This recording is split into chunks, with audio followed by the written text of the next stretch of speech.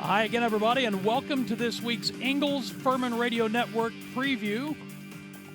It is Game 5 for the Paladins, second week in SoCon play, and Clay Hendricks' team welcoming ETSU into Paladin Stadium in the shadow of Paris Mountain as we prepare for family weekend here on campus. I'm Dan Scott, voice of the Paladins. As always, I'll be joined by David Cobb and Tom Van Hoy to bring you all the action on Saturday with the 2 o'clock kick as Furman looks to go 2-0 in league play before heading back out on the road next week to take on Western Carolina. 3-1 overall, 1-0 in the league after the 31-13 win last week at Samford. ETSU 2-3 on the season, and they are 0-1 in the league as they lost a shootout with Mercer in Johnson City last week. This is a matchup that Furman has dominated over the years. Now, this graphic is from the ETSU notes package. It's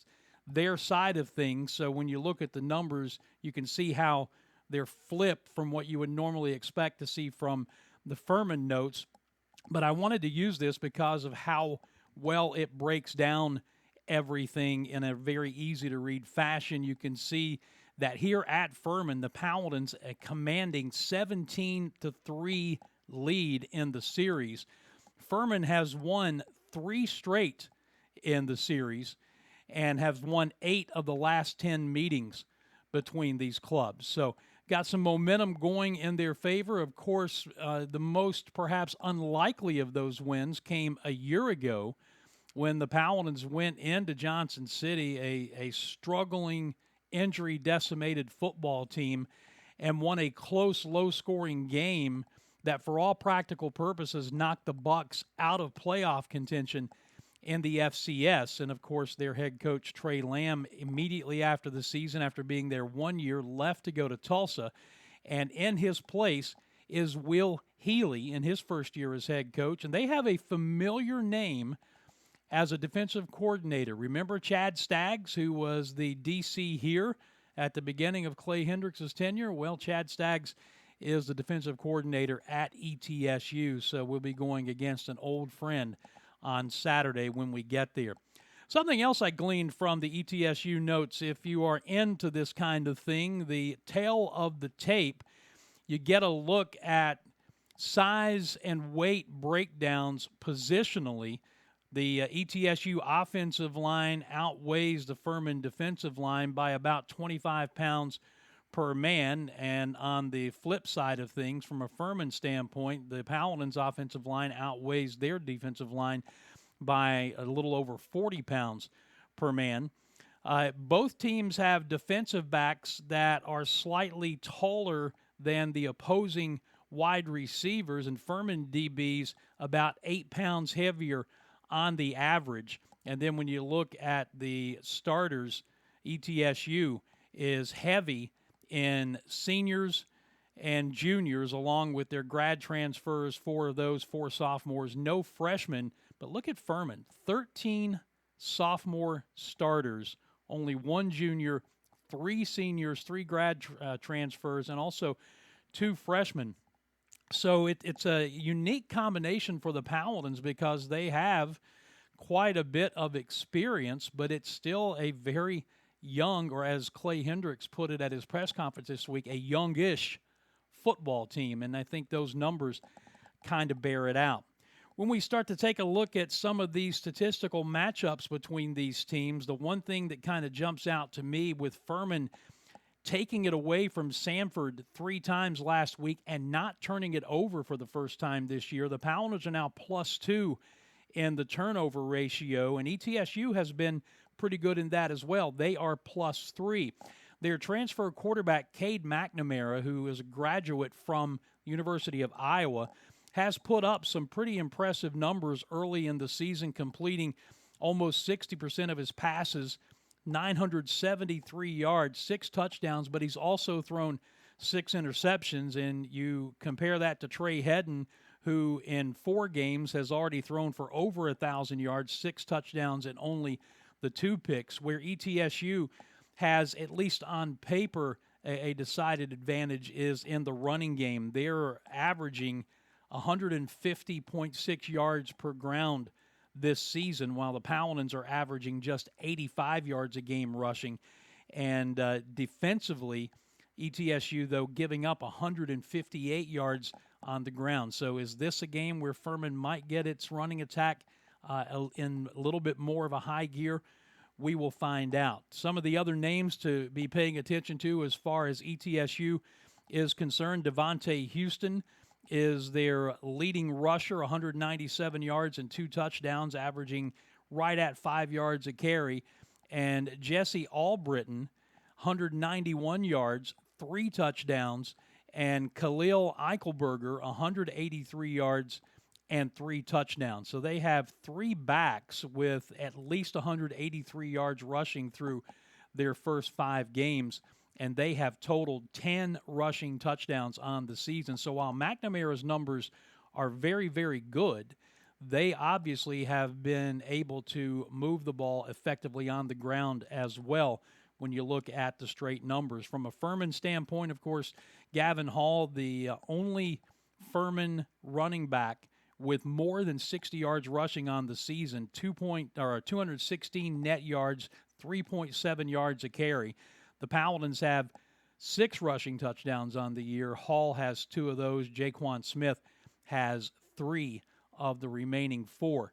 And from a receiving standpoint, well, they're going to run a number of guys out there with multiple catches, led by Ephraim Floyd, who has 34 for 370 yards so far this season.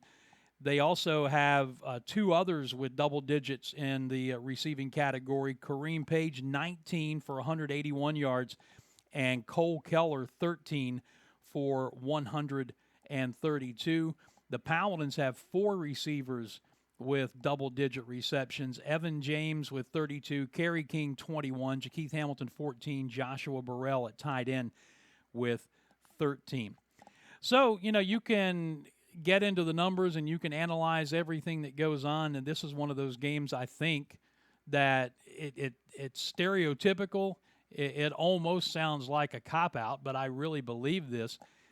Can Furman maybe run the ball a little more effectively? Can they slow the ETSU running game and make them one-dimensional? And then can the Paladins defense get after the quarterback? ETSU has allowed 10 sacks this season. Furman with 14 sacks on the year. 7 of those came last week at Samford. And it really reminds me a lot of 2023, to be honest with you, when that defense finished with 30-plus sacks. The number was not very impressive going into the Samford game 2 years ago, and they sacked Bulldog quarterbacks 9 times in that game, and that really got things rolling.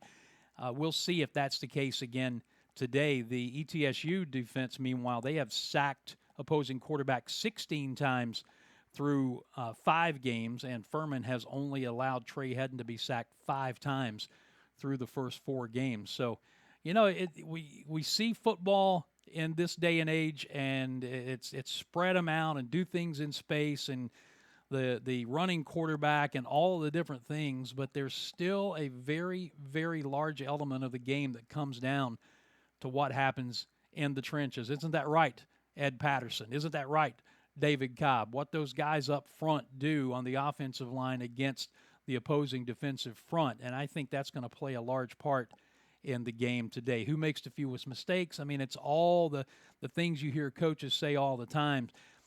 But I was on ETSU radio early on Thursday morning, and one of the things that we were talking about was Trey Hedden and his decision-making and taking care of the football this year through 4 games compared to last year. And it's obvious that they spent a lot of time in the offseason, a lot of time in the spring, not only working on getting his body better, stronger, about 15 pounds lighter, but they've done a really good job, he and Justin Roper, the OC, working together on his footwork, and again, just making better decisions, understanding that it's okay to throw the ball away sometimes and live to play another play.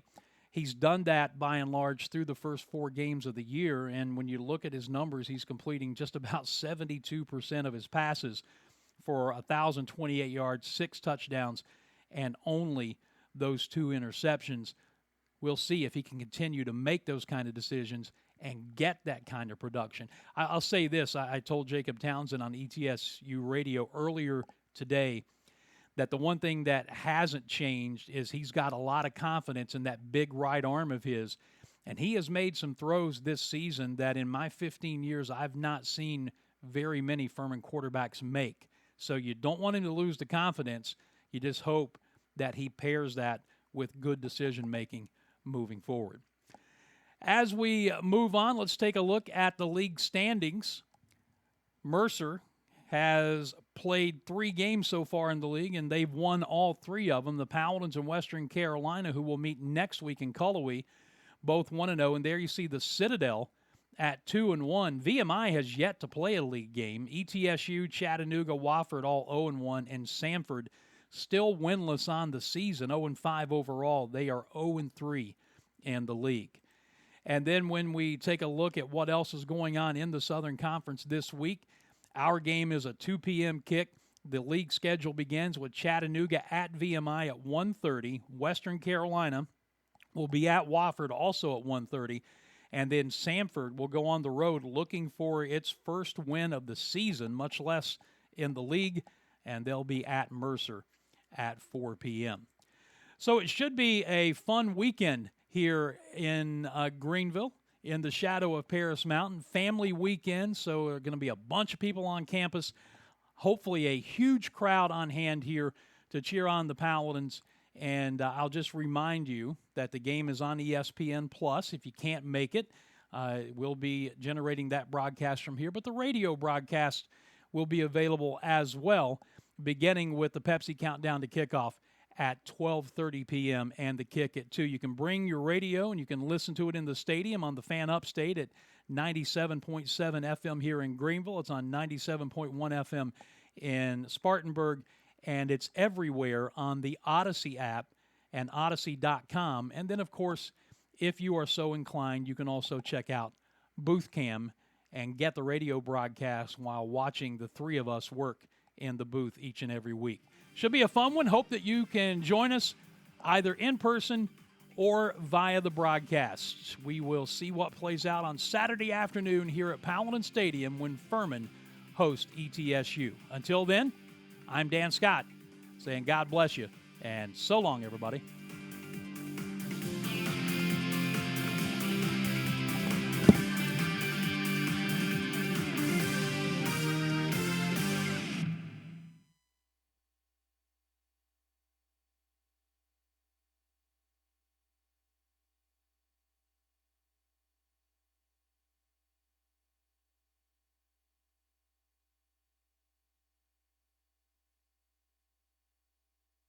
Furman will be inbounding the ball when we come back, now leading by 10, 56-46. Tom will have a scoreboard update from Sharon View Federal Credit Union on our return. From Van Wagner, it's the Ingles Furman. 10:33 to play in this one. We're downtown Greenville, South Carolina, Oscar Wellness Arena. Good one. The Furman Paladins leading Sanford 56-46. Sanford leading the league at 7-1. Number 8 of the latest, collegeinstead.com. Mid-major top 25. Furman at 4-4 league play, but still 14 in the country at 16-4.